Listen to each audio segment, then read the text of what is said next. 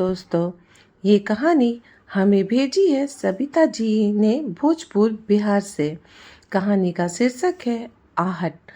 आहट एक ऐसा शब्द जो अपने अंदर खुशी और गम को छुपाए हुए है। ये शब्द हर किसी के लिए अलग अलग मायने रखता है। तो चलिए सुनते हैं इस कहानी को कि ये आहट इस अम्मा की जिंदगी में क्या लेकर आती है। खुशी या गम। अम्मा अपने पूरे परिवार के साथ खुशीपूर्वक जीवन व्यतीत करती थी। अम्मा के 3 पुत्र और 2 पुत्री थी। अम्मा अपने जीवन के उस सुनहरे समय में काफ़ी खुश रहा करती थी, क्योंकि उन्होंने अपने बच्चों की काफ़ी अच्छे तरीके से परवरिश की थी। अच्छे संस्कार से उन्हें बड़ा किया था। तभी तो उनके तीनों पुत्र सरकारी अफसर थे और पुत्री का भी विवाह उन्होंने अच्छे सरकारी नौकरी वाले व्यक्ति से किया था। पोते पोतियां भी थीं। कहने का मतलब अम्मा के पास पूरा भरा पूरा परिवार था। धीरे धीरे उन्होंने अपनी पुत्री की शादी कर दी और कुछ ही दिनों को बहुत अच्छा चला, पर कुछ दिनों के बाद बहुएं आपस में लड़ाई करने लगती हैं, जिसके कारण अम्मा के घर की स्थिति खराब होने लगती है और जहां समाज में उनकी अपनी प्रतिष्ठा थी, वहीं उन्हें लोगों की बुराइयों का सामना करना पड़ता है। वहीं अम्मा तंग आके अपने बच्चों को अलग अलग रहने की सलाह देती है और खुद अपने पति के साथ अलग रहने लगती है। अब उसे लगता है कि उसका जीवन सुधर जाएगा, पर वो खुशीपूर्वक जीने लगती है। लेकिन किस्मत को तो कुछ और ही मंजूर था। कुछ दिनों के बाद अम्मा के पति का देहांत हो जाता है। अम्मा अब बिल्कुल अकेली पड़ जाती है। इतने बुरे भरे परिवार के होते हुए भी अम्मा बिल्कुल अकेली हो जाती है। अब उसका ख्याल कौन रखे, इस बात पर बहुओं में बहस छिड़ जाती है। फिर फैसला होता है कि हम 4 महीने तो हम 4 महीने तो हम 4 महीने, यानी ये पूरा साल वो 4-4 महीने के हिसाब से बांट लेती हैं। अम्मा को ये सुनते ही अम्मा के तो होश ही उड़ जाते हैं और फिर भी अम्मा ने भगवान का यही फैसला मानते हुए इस पर राजी हो जाती है। पर अब तो अम्मा को खाने के लिए भी लाले पड़ जाते हैं। खाना तो छोड़िए, अम्मा के पास कुछ पल गुजारने के लिए भी किसी के पास वक्त नहीं होता। अब अम्मा अपनी बात बताने के लिए किस तरस जाती। बताए तो किससे बताए, अपनी बातें किससे करे, और हार कर अम्मा अपने घर के मुख्य दरवाजे पर बैठ जाती है और हर आने जाने वाले को रोक अपनी बातें बताने लगती है। पहले तो लोग भी सुनते, पर वो भी कितने दिनों तक सुनते। अब वो भी अम्मा से मानो नजरें चुराकर इधर उधर भागने लगते हैं।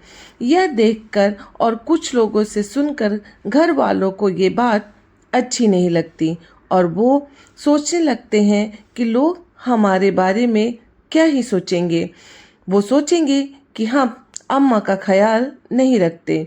ये सोचते हुए घर वाले ने फैसला लेते हैं कि अम्मा को एक रूम में बंद कर दिया जाए, तभी हमको चैन आएगा और अम्मा भी किसी से अपनी दुखड़ा नहीं सुना पाएगी।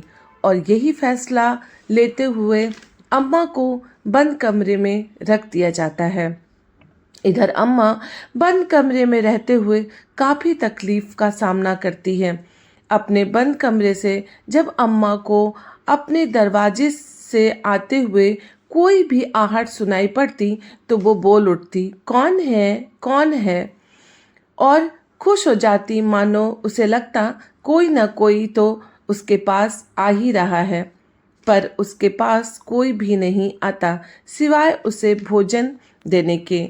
उसे खाना दे के घर वाले चले जाते। फिर भी अम्मा रोज ना जाने कितनी आहटों को अपनी ओर आते समझकर यही सवाल पूछती, कौन है, और खुश हो जाती, शायद अब तो कोई आएगा। पर आज भी कोई नहीं आता जो मुझे और मेरी तकलीफ़ों को समझेगा। पर ऐसा एक दिन भी नहीं होता कि अम्मा के पास कोई आता। अब अम्मा थोड़ी बीमार सी रहने लगी और एक दिन सचमुच आहट के साथ अम्मा के कमरे में कोई आता और अम्मा को उसके सारे तकलीफ़ों से दूर लेकर जाता। और कोई नहीं, ये यमराज का दूत होता और अम्मा से ये कहते हुए उसे इस जहां से दूर ले जाता कि इस दुनिया में तुम्हारी आहट सुनने वाला कोई नहीं। जब तुम हर आहट पे आवाज़ लगाती हो, कोई है, तो मुझे बुरा लगता है और आज इसी कोई है कि सवाल पर मैं तुम्हें लेने आया हूँ।